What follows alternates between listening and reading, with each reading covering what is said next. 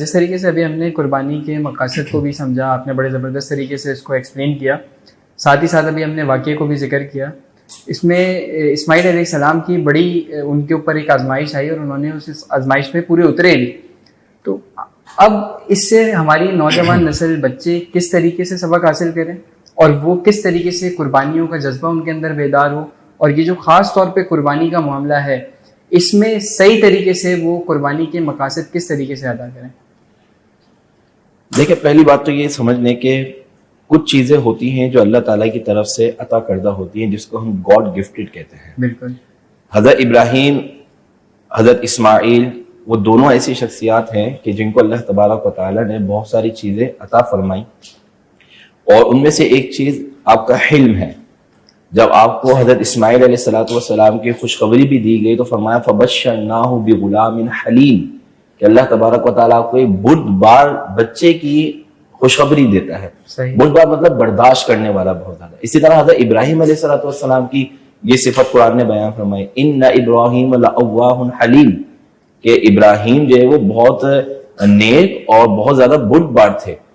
تو یہ God gift چیز تھی کہ جو حضرت ابراہیم اور حضرت اسماعیل علیہ السلام کو اللہ نے عطا فرمائی. پھر یہ ظاہر ہے کہ جب یہ قربانی کا ایک معاملہ آیا تو حضرت اسماعیل علیہ السلام نے بھی اس کو اسی طریقے سے برداشت بھی کیا، کیونکہ آپ کو تو اللہ تعالیٰ نے یہ عطا فرمائی تھی یہ چیز. ٹھیک، ایک معاملہ تو یہ. دوسری چیز جو ہے وہ یہ ہے کہ بہت ساری چیزیں آپ کو آپ کے والدین سے ملا کرتی ہیں، آپ کو اپنے بڑوں سے ملا کرتی ہیں. حضرت ابراہیم علیہ السلام کو دیکھتے ہوئے حضرت اسماعیل علیہ السلام بڑے ہو رہے ہیں، آپ کی تربیت ہو رہی ہے.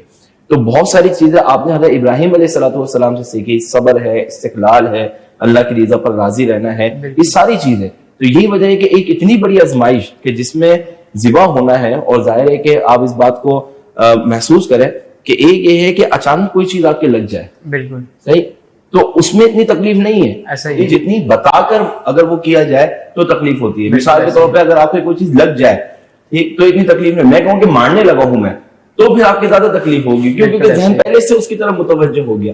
اسی طرح ہاں بالکل مجھے کچھ لگنے والا ہے. اسی طریقے سے حضرت اسماعیل علیہ السلام کا معاملہ دیکھیں کہ آپ کو معلوم ہے کہ میں ذبح ہونے والا ہوں، اس کے باوجود بھی برداشت، حلم، اس کے باوجود بھی صبر، اور جیسے کہ ابھی ذکر کیا کہ نہ صرف صبر بلکہ حضرت ابراہیم علیہ السلام کو آپ فرما رہے ہیں کہ اپنی آنکھوں پہ پٹی باندھ دیجئے، مجھے چہرے کے بل لٹا دیجئے. یہ ساری چیزیں کیوں؟ کیونکہ اللہ تبارک و تعالیٰ نے آپ کو حلم عطا فرمایا تھا، اور پھر یہی ساری چیزیں حضرت ابراہیم علیہ السلام سے آپ نے سیکھی بھی تھی. تو اس سے بھی ہمیں یہ سبق ملتا ہے، خاص طور پہ ہمارے بڑوں کو، کہ جب یہ واقعات آپ سنتے ہیں، ایک تو ہمارے یہاں سنتے نہیں ہیں، جمعے کے بیانات بھی ہوتے ہیں تو وہ آخر میں آ رہے ہوتے ہیں.